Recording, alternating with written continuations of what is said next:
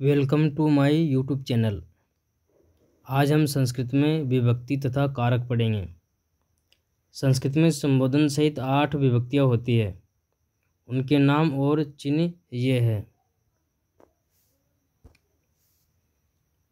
प्रथमा विभक्ति कर्ता कारक और चिन्ह है ने। द्वितीय विभक्ति कर्म कारक और इसका चिन्ह है को। तृतीय विभक्ति करण कारक, चिन्ह है ने से द्वारा। चतुर्थी विभक्ति कारक है संप्रदान, चिन्ह है के लिए। पंचमी विभक्ति अपादान कारक, चिन्ह है से अलग। षष्ठी विभक्ति संबंध कारक का के की रारेरी। और सप्तमी विभक्ति में अधिकरण कारक में पर चिन्ह है। संबोधन में संबोधन कारक हे अये भो, ये इनके चिन्ह हैं। हम इनको अलग तरीके से भी याद कर सकते हैं, जैसे कर्ता ने क्रम को करण ने से द्वारा संप्रदान के लिए, अपादान से अलग, संबंध का के की रारेरी, अधिकरण में पर, संबोधन हे अरे भो। नोट: संस्कृत में 6 कारक होते हैं और हिंदी में 8 होते हैं। षष्ठी को कारक नहीं माना जाता है। संबोधन प्रथमा का ही भेद है। संबोधन प्रथमा का ही भेद है, इसलिए संस्कृत में 6 कारक होते हैं। कर्ता कारक के नियम। सूत्र है प्रातिपदिकार्थ लिंग परिमाण वचन मात्रे प्रथमा, अर्थात लिंग परिमाण वचन और मात्रा में प्रथमा विभक्ति तथा कर्ता कारक होता है। जैसे तुम राज्यम रक्षसि, वाक्य है तुम राज्यम रक्षसि, तो राज्य की रक्षा करता है।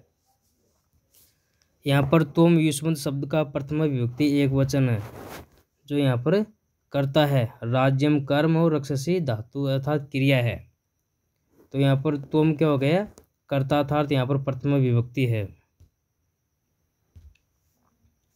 इसी प्रकार दूसरा वाक्य है अहम पुस्तकम पठामि, मैं पुस्तक पढ़ता हूँ।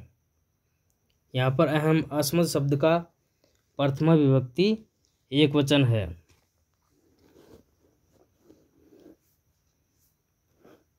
अब है कर्म कारक के नियम।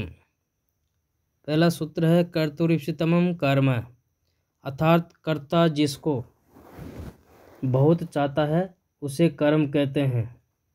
अर्थात कर्ता जिस व्यक्ति या वस्तु या क्रिया को बहुत चाहता हो उसमें कर्म होता है। और दूसरा सूत्र है कर्मणि द्वितीया, अर्थात कर्म में द्वितीय विभक्ति होती है। नियम देखिए। नियम है अभितय, परितय, समय, निक्सा, हा, प्रति, अनु, उभयतः, सर्वतः, धिक, ऊपरी ऊपरी, अधो अध, अद्यदि, अंतरा, अंतरेण और विना के साथ द्वितीय होती है। अर्थात ये सारे अव्यय शब्द है और ये अव्यय शब्द वाक्य में आ जाए तो हमें कर्म कारक करना होता है और द्वितीय विभक्ति करनी होती है। अर्थात इन शब्दों के साथ में हमेशा कर्म कारक व द्वितीय विभक्ति ही होगी। जैसे वाक्य बनता है ग्रामम अभित जलम अस्ति, ग्रामम अभित जलम अस्ति, अर्थात गांव के दोनों ओर जल है। यहाँ अभित आ जाने से यहाँ पर कर्म कारक है, वह द्वितीय विभक्ति है। इसी प्रकार से हम वाक्य बना सकते हैं, जैसे विद्यालयम परितः वृक्षाः सन्ति, विद्यालय के चारों ओर वृक्ष है। जैसे तीसरा वाक्य हम बना सकते हैं जलम विना जीवनम नास्ति, जल के बिना जीवन नहीं है। अर्थात जहाँ जहाँ ये शब्द आ रहे हैं अव्यय, इन शब्दों के साथ में हमेशा कर्म कारक होता है तथा द्वितीय विभक्ति होती है।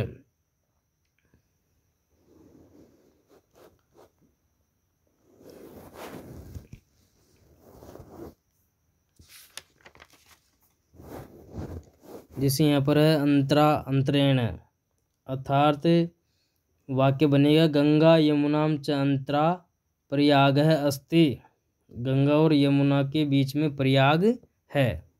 अर्थात यहाँ पर हमने वाक्य पहचाना है अंतरा आने से, अर्थात जहाँ पर अंतर आ जाए वहाँ पर द्वितीय विभक्ति व कर्म कारक करना होता है, अर्थात वहाँ पर कर्म कारक ही होगा। तीसरा सूत्र है अधि सिंहस्थासाम कर्म, अर्थात अधि उपसर्ग पूर्वक धातु के साथ में द्वितीय विभक्ति होती है। जैसे अधितिष्ठति, अर्थात यहाँ पर अधि आने से यहाँ पर द्वितीय विभक्ति व कर्म कारक होगा। चौथा सूत्र है कालाध्वनोरंत संयोगे, अर्थात समोर स्थान के दूरीवाची शब्दों में द्वितीय विभक्ति होती है। जिसे वाक्य है 10 दिनानि लिखति, 10 दिनों तक लिखता है। 5 वर्षाणि पठति, 5 वर्षों तक पढ़ता है। क्रोशम गच्छति, कोस भर जाता है।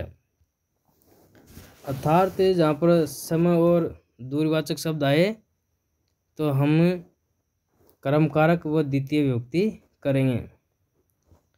इसी प्रकार गति अर्थ वाली धातु के साथ भी द्वितीय होती है। इसी वाक्य है ग्रामम गच्छति, गांव को जाता है। वनम विचरति, जंगल में विचरण करता है। अर्थात यहाँ पर गति वाली धातु आ जाने से गम, विचरति, हिलना डुलना आदि ऐसी धातुएं आ जाए, क्रियाएं आ जाए तो वहाँ पर द्वितीय विभक्ति ही होगी। अगला सूत्र है नियम है स्मृति, स्मृति धातु के साथ साधारण स्मरण में द्वितीय होती है और खेद पूर्वक स्मरण में षष्ठी होती है। जिसे वाक्य बनेगा ईश्वरम स्मरति, ईश्वरम स्मृति यानी ईश्वर को याद करता है। पाठम स्मृति, पाठ को याद करता है। अर्थात यहाँ पर द्वितीय विभक्ति है ईश्वरम और पाठम, अर्थात यहाँ पर कर्म कारक होगा।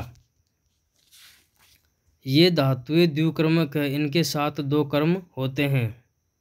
जो नीचे ये धातुएं हैं दुहु, याच, पच, दंड, रुद, प्रच, ची, सास, जी, ब्रू, मथ, मुस, नि, रे, कृस व आदि। अर्थात वाक्य में ये धातुएं आ जाए तो वहाँ पर हम कर्म कारक व द्वितीय विभक्ति ही करेंगे। अर्थात ये 16 धातुएं द्विकर्मक है, अर्थात इनमें 2 कर्म होते हैं। इस कारण से यहाँ पर द्वितीय विभक्ति ही होगी।